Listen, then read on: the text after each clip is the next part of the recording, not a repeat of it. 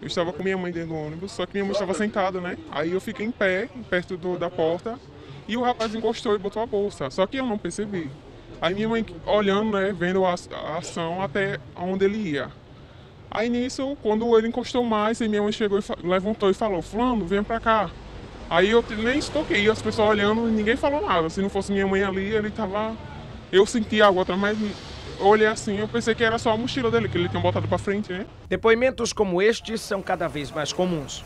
Em ônibus do transporte coletivo de passageiros, não é difícil encontrar alguém que já tenha sido vítima de importunação sexual. Uma vez um senhor de idade, tipo, do meu lado, tentou ficar tendo contato corporal comigo.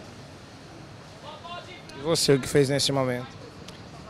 Não, nesse momento eu não percebi, porque no cheio do ônibus, né, eu não cheguei a perceber. Mas uma moça falou, me informou e na hora eu desci do ônibus, na hora eu não tive nem reação. O homem estava se enroçando em mim, aí eu olhei, aí ele perguntou: o que foi que você olhou?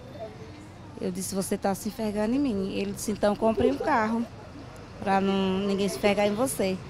Só que aí eu falei com o cobrador conversou com ele, disse que ia levar para a delegacia e aí ele saiu. A condição em que o crime normalmente é praticado e o medo dificultam a formação de estatísticas que ajudariam a polícia no trabalho para prevenir esses atos. Normalmente o caso só chega ao nosso conhecimento quando a pessoa, o agente que praticou a importunação, ele é preso em flagrante.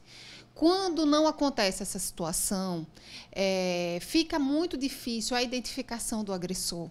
Então, as próprias vítimas deixam de vir noticiar o fato. Em Aracaju, 175 mil pessoas utilizam transporte coletivo.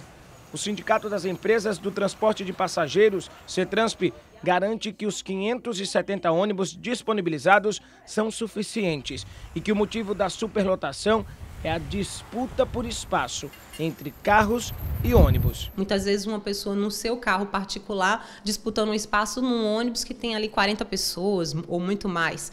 E aí o ônibus ele precisa estar tendo sua via livre para o tráfego, para essa movimentação mesmo da mobilidade urbana.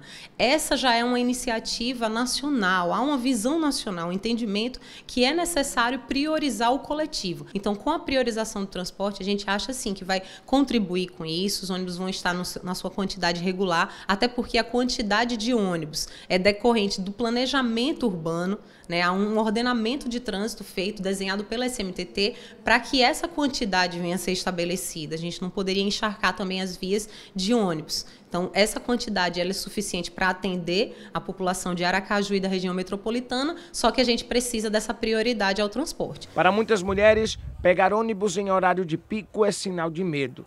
Os criminosos normalmente se aproveitam dessa situação para agir. Desde 2018, importunação sexual é crime. A lei federal que tipifica esta ação estabelece pena de 1 a 5 anos de prisão. Faz até vergonha, na realidade, a gente ter essa lei em nosso país. Você viver num país que, para homens saberem que não podem tocar numa mulher com sentido sexual sem que ela queira. É uma coisa assim, se não fosse tão triste, tão vergonhoso, seria até hilária. Então é surreal precisar de uma lei dessa, mas infelizmente precisa. E eu espero que um dia ela seja letra morta, que as pessoas se conscientizem. E a única via para conscientizar isso, para tornar essa lei um dia letra morta, é através da educação mesmo. Em São Paulo já existem ônibus exclusivos para mulheres. Em Belo Horizonte, a estratégia adotada foi o botão do assédio, que pode ser acionado pelo motorista ou cobrador, caso perceba a ação criminosa dentro do veículo. Em Aracaju, os primeiros passos no combate à importunação sexual são dados ainda em sala de aula.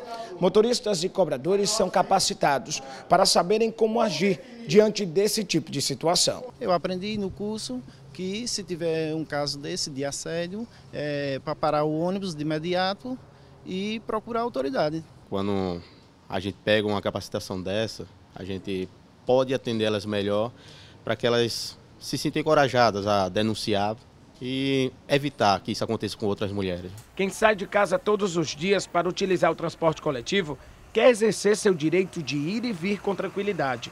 Quando isso sofre interferência por alguma ação criminosa, deve ser combatido e denunciado. O que é que a gente quer? Ter paz, poder andar, poder ir trabalhar, poder ir para a escola, ir para a faculdade, sem estar com esse receio de ter um homem com um intuito sexual sem que a gente deseje.